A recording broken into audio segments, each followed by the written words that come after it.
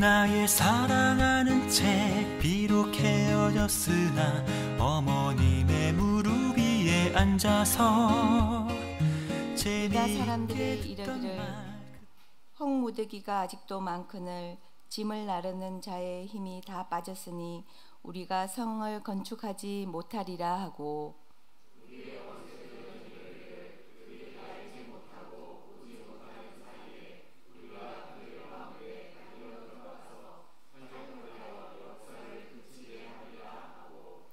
그 원수들의 근처에 거주하는 유다 사람들도 그 각처에서 와서 10번이나 우리에게 말하기를 너희가 우리에게로 와야 하리라 하기로,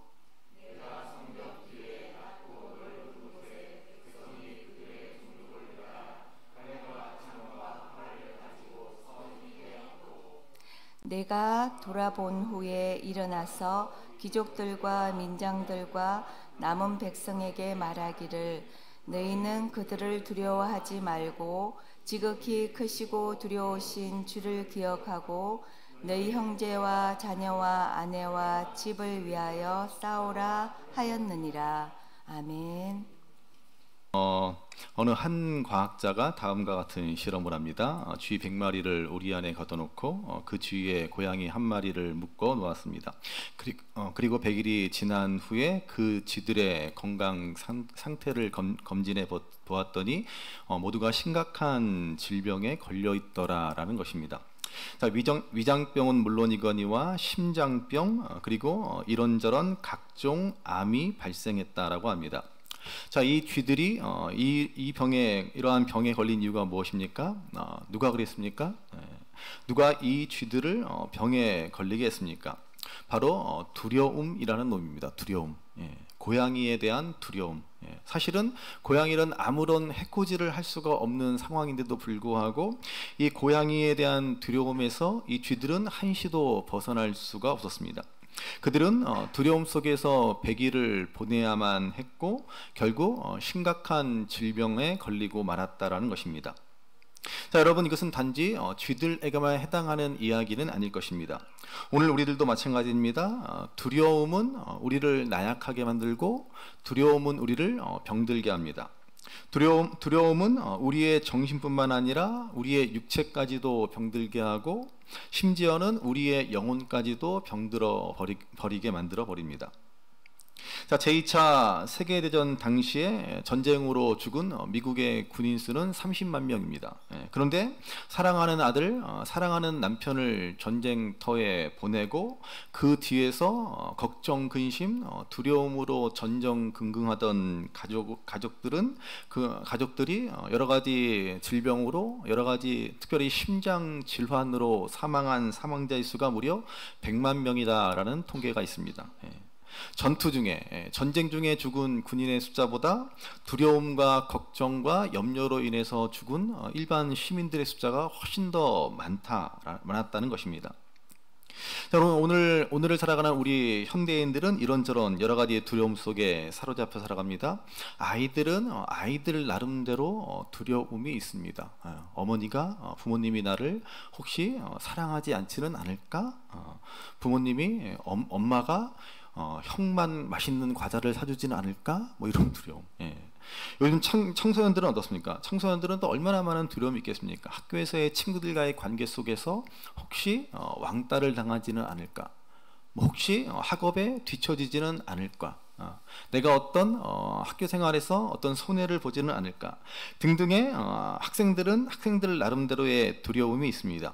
우리 청년들은 또 어떻습니까? 얼마나 청년들이 요즘에 힘든 시대를 살아갑니까? 취업과 직장, 결혼, 인생의 진로, 학업 등등의 여러 가지 두려움 속에 살아가고 있지 않습니까? 또 우리 장년들은 또 장년 나름대로 얼마나 두려운 일들이 많습니까? 직장일이나 사업 관계로 인한 두려움, 자녀들의 일로 인한 두려움 등등 두려움이 끊이지 않습니다. 특별히 오늘을 살아가는 현대인들에게 있어서 가장 큰 두려움 가운데 하나는 뭐예요? 노후 생활에 대한 두려움. 은퇴하고서 어떻게 살아갈까? 100세를 살아간다라고 하는데 이 100세 시대를 맞이해서 그 긴 노후 생활을 어떻게 안락하게 어떻게 좀 편안하게 행복하게 살아갈 수 있을까? 그러한 은퇴에 대한 두려움이 있지 않습니까? 그러고 보면 우리는 평생 죽을 때까지 두려움 속에서 염려와 근심에 사로잡혀 살아가는 인생인지 모르겠습니다. 자, 그런데 여러분, 사실 두려움이라고 하는 것은 아무 유익이 없습니다. 우리는 대부분 쓸데없는 두려움과 염려를 가지고 이 땅을 살아가고 있습니다. 그래서 예수님은 마태복음 6장 27절에서 말씀하시기를 누가 염려함으로 그 키를 한 자나 더할 수 있겠느냐 이렇게 말씀하시지 않았습니까? 염려한다고 키가 자라냐, 염려한다고 살이 찌냐, 염려한다고 인생에 무슨 한치의 무슨 보탬이 되느냐라고 우리 주님은 말씀하시지 않았습니까? 그러니 염려하고 근심하고 걱정하고 두려워해봐야 아무 소용이 없다라고 하는 말씀입니다. 그러면 우리 옆에 분들하고 우리 이렇게 권면하실까요? 두려워해봤자 소용없습니다. 두려워해봤자 아무 소용없습니다. 여러분, 두려워해봤자 소용없습니다. 염려해봤자 백해무익합니다. 여러분, 사실 이 두려움의 밑바탕에는 뭐가 있어요? 불신앙이 도사리고 있는 것입니다. 사실은. 그래서 성경은 우리에게 누누이 말씀하기를, 성경은 우리에게 누누이 강조하기를 두려워하지 말라라고 하는 것입니다. 대표적으로 구약의 이사야 41장 10절 말씀을 한번 보시기 바랍니다. 이사야 41장 10절 같이 읽습니다.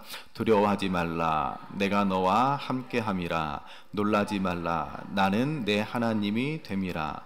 내가 너를 굳세게 하리라. 참으로 너를 도와주리라. 참으로 나의 의로운 오른손으로 너를 붙들리라. 아멘. 여러분, 왜 두려워하지 말라고 말씀하십니까? 하나님이 우리와 함께 하시고 하나님이 우리를 붙들어 주시고 하나님이 참으로 우리를 도와주신다라고 말씀하시지 않습니까? 그렇기 때문에 두려워하지 말라라고 말씀합니다. 그렇기 때문에 우리가 두려워한다라고 하는 것은 우리를 지키시고 보호하시고 인도하시는 하나님을 신뢰하지 못한다라고 하는 것이고, 결국 하나님에 대한 믿음이 부족한 불신앙의 모습이라고 말할 수 있는 것입니다. 자, 그래서 요한계시록 21장 8절 말씀해 보시면 마지막에 종말에 하나님의 불심판을 받을 자들 가운데 한 사람들이 바로 두려워하는 자들이라고 말씀합니다. 이 사람들은 어떤 사람들입니까? 예수님으로 인한 고난 받기를 두려워하는 사람들, 나아가 세상을 두려워하는 자들입니다. 그러므로 우리는 명심해야 합니다. 두려움은 아무 유익이 없습니다. 두려움은 우리를 병들게 합니다. 무엇보다도 두려움은 불신앙입니다. 자, 그래서 오늘 우리가 본 느헤미야의 말씀은 우리에게 세상을 두려워하지 말고 대적자들을 두려워하지 말고 사람을 두려워하지 말 것을 말씀합니다. 그렇지만 또한 우리가 반드시 가져야 할 두려움이 한 가지 있다라는 사실을 말씀해 주고 있는 것입니다. 우리가 지난 시간에 본 것처럼 우리가 이 땅을 살아가면서 하나님의 일을 행하고자 할 때, 선한 일, 의로운 일을 행하고자 할 때도 반대하고 방해하고 대적하는 자들이 일어선다라는 것을 보게 되었습니다. 우리가 아무리 좋고 선한 의도를 가지고 어떤 일을 시작한다라고 할지라도, 하물며 하나님이 원하시고 하나님이 기뻐하시는 일을 한다라고 할지라도 반드시 반대와 조롱이 있고 우리를 낙심시키고 포기하게 만드는 일들이 벌어진다는 사실을 보았습니다. 자, 느헤미야와 이스라엘 백성들은 이 모든 것들을 기도로서 잘 극복해 나아가고 그것들을 잘 이겨냈지만 대적자들은 결코 반대와 방해를 멈추지 않았다라는 사실을 우리가 보았습니다. 자, 오늘 본문은 지난주에 이어서 그 이야기가 계속 전개되는 것을 보게 됩니다. 자, 오늘 본문에 보시면 먼저 이러한 상황에서 사람들의 일반적인 반응이 나옵니다. 대적자들이 우리를 두렵게 하고 대적자들의 반대와 방해가 있을 때 많은 사람들은 이러한 모습을 보여주고 있습니다. 자, 본문 10절 말씀을 다시 한번 보시기 바랍니다. 10절 말씀 같이 읽습니다. 유다 사람들은 이르기를 흙무더기가 아직도 많거늘 짐을 나르는 자의 힘이 다 빠졌으니 우리가 성을 건축하지 못하리라 하고. 자, 대적자들의 끊임없는 방해가 슬슬 효과를 거두기 시작합니다. 여러분, 일반적으로 어려움이 생기고 시련이 닥쳐오고 문제가 생기면 어떻게 합니까? 바로 이 말씀같이, 이 유다 사람들이 하는 말과 같이 포기하려고 합니다. 이를 지금까지 열심히 잘 감당해 왔지만, 지금까지 힘써서 많은 일들을 감당해 왔지만 이제 우리의 힘이 다 빠질 대로 빠져버렸다. 아무리 생각해도 더 이상은 무리다 라고 생각하고 낙심하며 포기하는 일이 발생하는 것입니다. 여러분, 이것이 우리 주변에서 흔히 일어나는 반응입니다. 조금만 어려움이 생겨도, 조금만 손해와 불이익이 생길 것 같으면 쉽사리 포기해 버리고 마는 것입니다. 여러분, 이렇게 포기하는 것이 사실 죄인의 본성을 가진 저와 여러분들에게 제일 쉬운 일입니다. 우리 본성과 너무나 잘 맞는 일이 바로 포기입니다. 주의 일이고 하나님이 기뻐하시는 일인 줄 알지만 반대를 만나고 문제가 생기고 어려움이 생기면 오늘 본문 말씀처럼 쉽게 용기를 잃어버리고 낙심하면서 포기하고 그만두려고 합니다. 여러분, 그렇지만 포기가 제일 쉬운 선택입니다. 자, 이들의 이런 생각을 더 부추기는 경향이 있습니다. 11절을 보시죠. 11절 같이 읽습니다. 우리의 원수들은 이르기를 그들이 알지 못하고 보지 못하는 사이에 우리가 그들 가운데 달려 들어가서 사륙하여 역사를 그치게 하리라 하고. 자, 사람들은 우리의 원수들이 호심탐탐 기회를 노리고 우리에게 와서 해코지를 하고 우리를 다치게 하고 우리를 사륙하게 할 것이다, 이렇게 말하고 있는 것입니다. 여러분, 얼마나 이러한 말들을 들으면 낙심이 되겠습니까? 너무나 우리가 안타까운 것은, 너무나 빈번하게 일어나는 것은 우리 본성을 따라서 일을 안 하려고 할 때, 포기하기라고 할 때 수많은 이유, 수많은 변명거리가 있습니다. 해야 할 이유는 몇 가지 안 되는데 포기하고 그만둘 수밖에 없는 이유는 수백 가지, 수천 가지가 생겨납니다. 여러분, 이것이 저와 여러분들의 본성이라고 하는 것이죠. 선한 일을 행하고자 하고 좋은 일을 행하고자 하고 어떤 열심을 품고 어떤 일을 감당하고자 할 때 조금만 어려움이 생겨나고 조금만 반대와 대적이 일어나면 우리는 그렇게 쉽게 포기해버리고 이런저런 이유를 들어서 낙심해버리고 그만두고 중단해버리고 만다는 것입니다. 자, 거기다가 오늘 본문 12절을 또 보시기 바랍니다. 12절 말씀 같이 읽습니다. 그 원수들의 근처에 거주하는 유다 사람들도 그 각처에서 와서 10번이나 우리에게 말하기를 너희가 우리에게로 와야 하리라 하기로. 자, 성을 쌓는 것을 반대하는 자들과 가까이 사는 사람들, 그 대적자들과 가까이 사는 사람들은 큰 위기감을 느꼈습니다. 그래서 그들은 10번이나 느헤미야에게 좀 와서 좀 봐라, 이렇게 말하고 있는 것입니다. 뭘 보라는 것입니까? 성을 계속 쌓는 일이 얼마나 위험한 일인지, 얼마나 우리에게 위협이 되는지를 한번 와서 봐달라는 것입니다. 자신들은 지금 너무 큰 위험에 직면해 있는데, 자신들은 지금 죽게 생겼는데 왜 그렇게 성을 지으려고 하는지 이해를 못하겠다라고 불평을 늘어놓고 있는 것입니다. 여러분, 이것이 반대와 방해에 부딪혔을 때 보여주는 사람들의 반응입니다. 이런저런 이유를 들어서 포기하자고 하고 힘들다고 위험하다고 불평과 원망을 늘어놓습니다. 그만둘 수밖에 없는 수백 수천 가지의 이유를 만들어내는 것입니다. 자, 그렇지만은 느헤미야는 이러한 상황에서 어떻게 반응하고 있습니까? 자, 13절 말씀을 보십시오. 13절 같이 읽습니다. 내가 성벽 뒤에 낮고 넓은 곳에 백성이 그들의 종족을 따라 칼과 창과 활을 가지고 서 있게 하고. 자, 백성들이 너무나 두려워하니까 느헤미야는 이제 집안들을 따라, 족속들을 따라 군사들을 무장시켜 세우는 것을 볼 수 있습니다. 자, 그런데 여러분, 이 말씀에 뭔가 이상한 게 한 가지 있습니다. 남성분들, 군대에 다녀오신 분들은 아마 쉽게 눈치를 채실 것 같습니다. 군대에 안 다녀왔어도 기본 상식이라고 말할 수 있습니다. 자, 그게 뭐예요? 뭐가 이상합니까? 여러분, 적과 싸우고자 할 때, 군사를 배치할 때는 높은 곳이나 좁은 곳에 군사를 배치하기 마련입니다. 적은 인원으로 전투를 벌일 때는 더더욱 그렇습니다. 그래야 싸움에서 유리한 입장에 서서 싸움을 할 수 있기 때문입니다. 자, 그런데 느헤미야는 어떻습니까? 지금 낮은 곳에, 넓은 곳에, 전혀 일반적인 상식과는 정반대로 군사를 세워두고 있는 것을 볼 수 있습니다.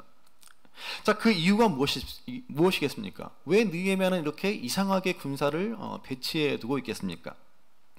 자, 느헤미야는 지금 진짜 전쟁을, 진짜 싸움을 벌이려는 의도가 없기 때문에 그렇습니다. 자, 그러면 왜 이렇게 사람들을 무장시켜서 세워놓았습니까? 그것은 대적들에게 보내는 일종의 경고의 메시지입니다. 우리가 지금 너희들의 작전을 다 알고 있다.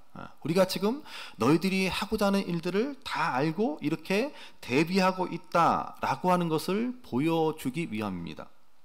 그래서 궁극적으로 싸움을 방지하고자 이러한 전략을 쓰는 것입니다. 이렇게 대적들에게 분명히 경고의 사인을 주면서 우리는 지금 준비하고 있다, 대비하고 있다, 이렇게 분명한 사인을 주면서 힘을 모아서 계속해서 성벽 짓는 일을 감당하고자 하는 것입니다. 그리고 그 다음에 더 중요한 것이 있습니다. 14절을 보시죠. 14절 같이 읽습니다. 내가 돌아본 후에 일어나서 귀족들과 민장들과 남은 백성에게 말하기를 너희는 그들을 두려워하지 말고 지극히 크시고 두려우신 주를 기억하고 너희 형제와 자녀와 아내와 집을 위하여 싸우라 하였느니라. 아멘. 자, 사람들을 무장시켜서 대적들을 향해서 일종의 무력 시위를 한 후에 느헤미야는 아주 중요한 말을 하고 있습니다. 자, 이렇게 무장을 하고 전투 태세를 갖추고 싸울 준비를 하였으나 이 싸움의 승패는 어디에 달려 있다는 것입니까? 바로 누구를 두려워하는가의 승패가 달렸다라는 것입니다. 여러분, 이 말을 꼭 명심하셔야 합니다. 우리의 싸움은 누구를 두려워하는가에 있습니다. 결국 누구를 두려워하는가의 싸움입니다. 세상을 두려워하고 대적을 두려워하면 그 싸움은 반드시 지게 되어 있습니다. 그러나 하나님을 두려워하는 사람은 반드시 승리합니다. 왜요? 하나님이 대신 싸우시기 때문입니다. 그래서 오늘 본문 뒤에 있는 20절 말씀을 보시겠습니다. 20절 말씀 같이 읽습니다. 너희는 어디서든지 나팔 소리를 듣거든 그리로 모여서 우리에게로 나오라. 우리 하나님이 우리를 위하여 싸우시리라 하였느니라. 아멘. 여러분, 우리가 싸우는 싸움의 대부분은 뭐예요? 혈과 육에 속한 것이 아닙니다. 눈에 보이는 군대의 숫자나 무슨 무기의 첨단 무기와 같은 것에 좌우되는 전쟁이 아닙니다. 역사와 만물의 주관자가 되시는 하나님을 두려워할 때 우리는 정말로 바른 싸움, 이기는 싸움을 하게 되는 것입니다. 여러분, 이것을 성경이니까, 하나님 말씀이니까, 성경에 나와 있는 얘기니까 이렇게 말씀하지, 이렇게 생각하시면은 절대로 안 됩니다. 정말로 오늘 우리 개인뿐만 아니라 우리나라의 안위는 물론 전쟁에 실제로 이기고 지는 것은 우리가 누구를 두려워하고 누구를 의지하는가에 달려 있는 것입니다. 여러분, 그 옛날 구약시대 이스라엘이 왜 망했습니까? 이스라엘은 망하기 직전에 이방의 강대국들을 두려워하여 누구와 손잡을지를 이리 갔다 저리 갔다 하였습니다. 아수르와 손을 잡기도 하고 애굽과 손을 잡기도 하고 심지어 바벨론과 손을 잡기도 하였습니다. 우리가 이사야 말씀에 보면은 하나님이 제일 싫어하는 게 바로 이러한 것입니다. 하나님의 백성인 이스라엘이 이방 나라와 손을 잡고 이방 나라를 의지해서 안전을 담보받고 싶어하는 그 모습을 하나님은 제일 싫어하고 결국 이스라엘은 더욱더 멸망이 가속화되고 만 것입니다. 물론 여러분, 하나님을 믿기 때문에 군대가 필요 없다라는 말이 아닙니다. 느헤미야도 사람들을 무장시키고 그들을 배치했습니다. 그러나 느헤미야와 이스라엘 백성들은 분명히 알고 있습니다. 전쟁은 군사를 무장하고 군사를 배치하는 것에 결판이 나는 것이 아니라 하나님을 두려워하는가 아니면 사람을 두려워하고 환경을 두려워하는가, 여기에 결판이 난다라는 것입니다. 오늘 우리도 마찬가지입니다. 우리도 사람을 보고 환경을 보게 됩니다. 우리의 불리한 현실, 두려운 현실을 보고 결코 모른 척을 할 수 없습니다. 그러나 여러분, 그것만 보아서는 안 된다는 것입니다. 사람만 보고 환경만 보면은 용기를 잃고 하나님이 원하시는 일을 멈추고 말 것입니다. 우리는 그러한 것들을 정확하게 볼 줄 알 뿐만 아니라 우리의 눈을 들어서 하나님을 보아야 합니다.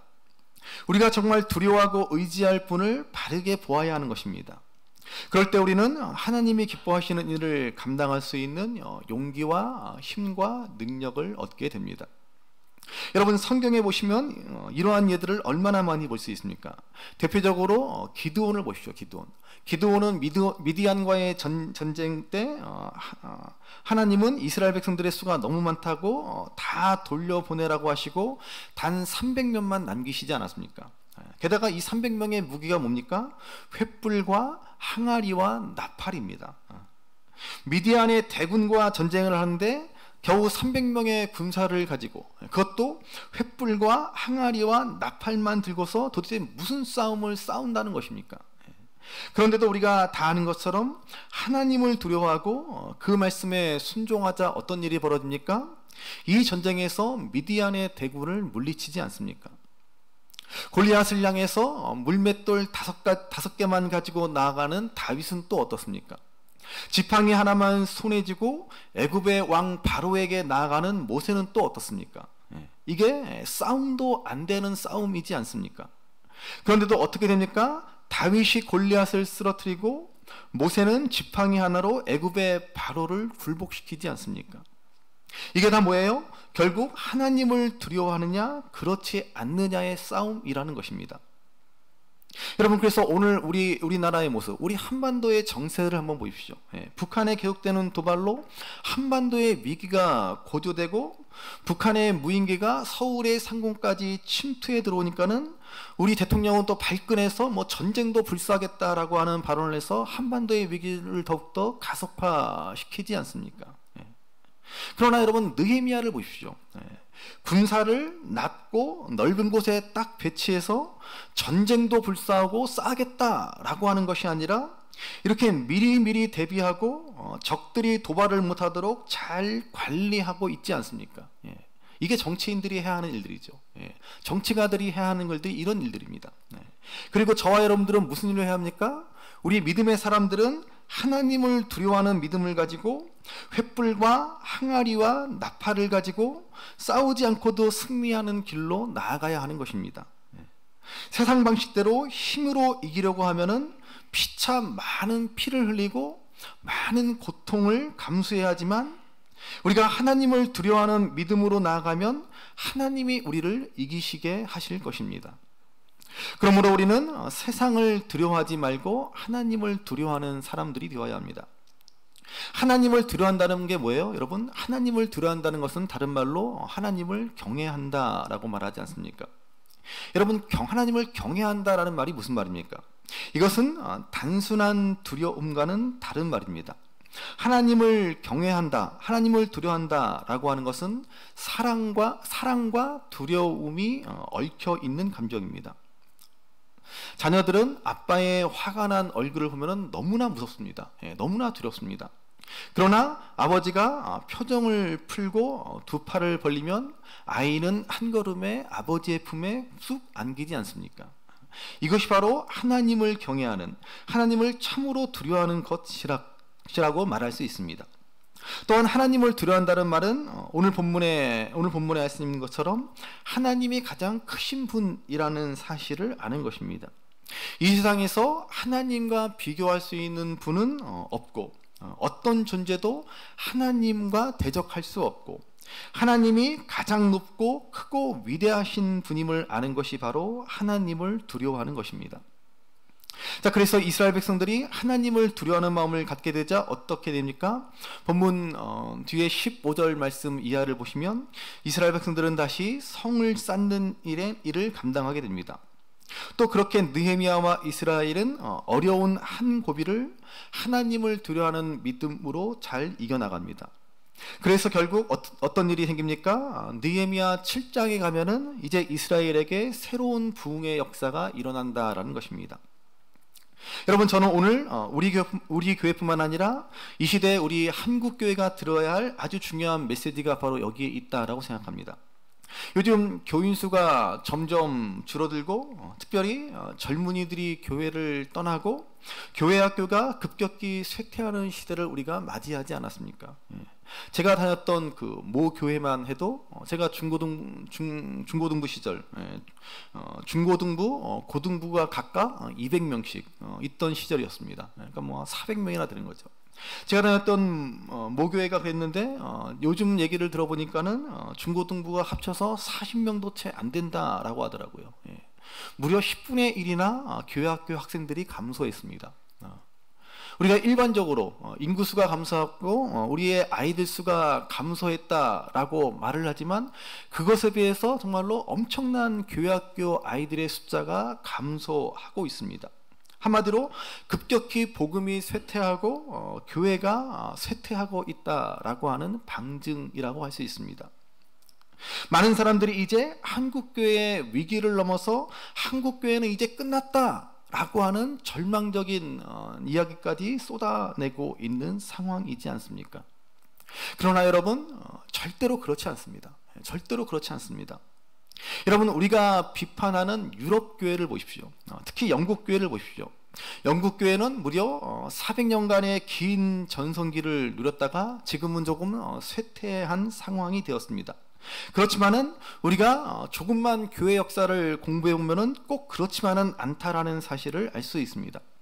영국 교회의 그 400년간의 전성기도 알고 보면은 부흥과 쇠퇴를 계속 반복해 왔기 때문에 그렇습니다. 여러분, 영국 교회의 처음 부흥기는 16세기 청교도들에 의해서 맞이하게 됩니다. 수많은 청교도들이 정말로 하나님 앞에 정말로 깨끗한 신앙, 정말 하나님 앞에 순전한 신앙을 가지고 영국 교회가 얼마나 부흥했는지 모릅니다. 그러나 영국 왕실의 박해로 말미암아 수많은 청교도들이 미국으로 이주하게 되고 영국 교회는 급격한 쇠퇴를 맞이하게 됩니다. 자, 그러다가 청교도들의 이주로 쇠퇴하다가 다시 부흥기를 맞이하는데 조지 휘필드나 감리교의 창시자인 요한 웨슬레이 형제 찰스 웨슬레와 같은 기라성과 같은 인물들이 등장하여 다시 영국 교회는 부흥기를 맞이하게 됩니다. 그렇지만은 또다시 교회는 침체기에 빠지게 되고 18세기, 19세기에 이르러서 영국의 그 설교의 황태자라고 하는 찰스 스펄전 목사님이나 영국의 양심이라 불리우는 윌리엄 윌버포스 같은 분들이 나와서 그야말로 다시 영국 교회는 힘차게 일어서게 됩니다. 그리고 다시 복음의 불꽃이 사그러지는 듯 했으나 20세기 초에 이르러서 영국 웨일즈에서 또다시 부흥운동이 일어났고 이 웨일즈의 부흥운동은 그야말로 전 세계로 확산되었고 마침내 1907년 우리나라의 평양 대부흥운동까지 그 영향을 끼치게 되었습니다. 여러분, 사실 언제나 이러한 일은 계속 반복되어 왔습니다. 고비가 있으면 그 고비로 인해서 끝나는 것이 아니라 그 고비를 하나님을 두려워함으로 성벽을 짓기를 포기하지 않고 꾸준히 성벽을 쌓아나가면 어떤 일이 벌어집니까? 다시 새로운 부흥을 하나님은 허락해 주신다는 것입니다. 저는 우리 교회뿐만 아니라 이 시대의 교회가 처한 현실이 바로 여기라고 생각합니다. 지금은 위기의 시대이고 지금은 우리 한국교회가 고비를 맞은 시대이지만 우리가 하나님을 두려워함으로 다시 묵묵히 우리가 해야 할 일들, 성벽을 쌓을 때가 바로 지금 이 시대입니다. 사실 지금까지 우리 한국교회는 너무나 신앙을 단편적으로 가르쳐 왔습니다. 그저 예수 믿으면 복 받는다, 예수 믿으면 잘 된다, 예수 믿으면 좋은 일이 많다, 예수 믿으면 성공한다, 이렇게 단편적인 이야기만 해왔습니다. 그래서 정말 가난하고 정말 고통스럽고 정말 많은 실패를 경험하는 사람들은 하나님을 멀게만 느껴야만 했습니다. 아, 하나님은 나를 사랑하지 않나 보다. 아, 하나님은 나를 돌보시지 않나 보다. 아, 내가 잘못 믿어서 이렇게 인생이 어려운가 보다. 그렇게 단편적으로만 믿으니까는 어려움이 찾아오고 고난이 찾아오고 고비가 오면 쇠퇴가 찾아오고 금방 실망하고 낙심해 버리고 믿음에서 떠나버리지 않습니까? 여러분, 그렇지만은 인생살이가 그런 것이 아니지 않습니까? 우리가 경험하는 대로 잘 되는 가운데서도 아픔이 있고, 즐거움 가운데서도 슬픔이 있고, 사랑받는 가운데서도 미움받는 일이 일어나는 것이 우리 인생살이지 않습니까? 인생은 그렇게 단편적으로 흘러가지 않습니다. 얼마나 복잡한 것이 인생살이입니까? 인생은 이렇게 복잡하고 다양한 면들을 가지고 있는데, 지금까지 우리 기독교 신앙은, 교회에서의 가르침은 너무나 얄팍하게 인생을 대하고, 이 진리의 신앙을 너무나도 우습고 천박한 것으로 만들어 버렸습니다. 그냥 예수 믿으면 그냥 너도 나도 잘 된다, 너도 나도 성공한다. 여러분, 예수님을 믿으면 정말 너무나도 크고 소중한 복을 우리가 받는 것이 사실이지만, 그러면 인생을 살아갈 때 크게 실패할 때도 있고, 큰 어려움을 당하기도 하고, 이런저런 인생의 고비를 맞이하기도 하고, 그러면서 그것을 믿음의 결단으로 어렵게 이겨나가기도 하면서 한 고비 넘어가면 또 한 고비가 찾아오고, 그리고 또 한 고비가 찾아오고, 그렇게 인생을 우리가 믿음으로 감당해 나가면서 한 걸음 한 걸음 성장해 나가고, 하나님 앞에 성숙해 되고 하나님 주시는 복됨을 온전히 누리며 살아가는 것이 우리 인생살이지 않습니까? 그렇게 하나님은 우리가 하나님을 경외함으로 인생의 그 숱한 고비를 잘 감당하고 잘 이겨 나아갈 때 하나님은 우리에게 새로운 부흥의 길, 새로운 부흥의 역사를 허락해 주시는 것이지 않습니까? 여러분, 우리 교회도 마찬가지고 우리 한국교회도 마찬가지로 지금 고비를 지나가고 있습니다. 욕도 듣고 세상 사람들에게 손가락질도 당하고 있습니다. 어디 가서 교회 다닌다라고 그러면은 아이고 멀쩡해 보이는 사람이 어쩌다가 그렇게 됐어, 뭐 이런 눈으로 쳐다보지 않습니까? 이럴 때 우리는 어떻게 해야 합니까? 우리는 낙심하지 말고 포기하지 말고 사람이나 세상을 두려워하지 말고 하나님을 두려워함으로 성을 쌓아 나간다면 다시 여러분 새로운 부흥이 반드시 우리에게 주어집니다. 이것은 저와 여러분들의 개인적인 삶도 마찬가지입니다. 그러므로 여러분, 하나님은 자신을 경외하는 사람들을 결코 실망시키는 법이 없다라는 사실을 기억하시기 바랍니다. 하나님께서 우리 앞서서 반드시 우리를 위하여 싸우십니다. 물론 그렇다고 우리가 손가락 하나 까딱 안 해도 된다라고 성경은 말씀하지 않습니다. 우리가 다 보진 않았지만은 오늘 본문 이하에 보시면 이스라엘 백성들은 이제 한 손에는 무기를 들고 그리고 다른 한 손으로 일을 합니다. 군인의 절반은 보초를 세우고 절반은 성벽 짓는 일을 하게 합니다. 이렇게 최선을 다해서 적들을 대비하고 성벽 짓는 일을 감당했다라는 것입니다. 그렇지만은 이 모든 일이 우리의 최선만으로는 절대로 가능하지 않은 것을 알아야 합니다.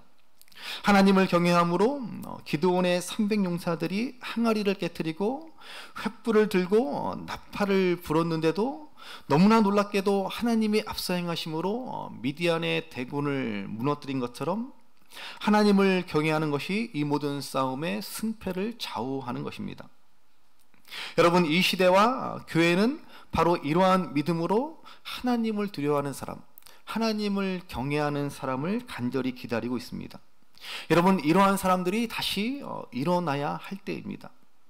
지금은 참으로 어려운 고비라고 할 수 있지만 우리를 낙심시키고 우리를 포기시키게 만들고 우리가 이 신앙의 길을 걸어가는 이 길을 그만두게 하려는 일들이, 이런저런 일들이 일어나고 이쪽 저쪽에서 사방에서 대적들이 우리를 둘러 진을 치고 있지만, 그러나 여러분 절대로 요동하지 않고 하나님께 우리의 눈을 고정하고 오직 하나님을 경외하면서 그분이 우리를 위해 싸울 것을 기대하면서 흔들림 없이 한 손에는 병기를 잡고 다른 한 손으로는 일을 하는 저와 여러분들이 그런 하나님의 사람이 되어야 할 때입니다.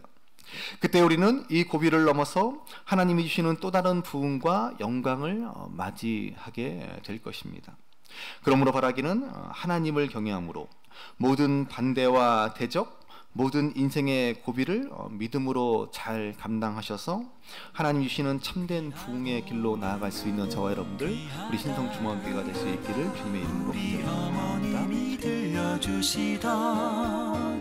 재미있게 듣던 말이 책 중에 있으니 이 성경심이 사랑합니다.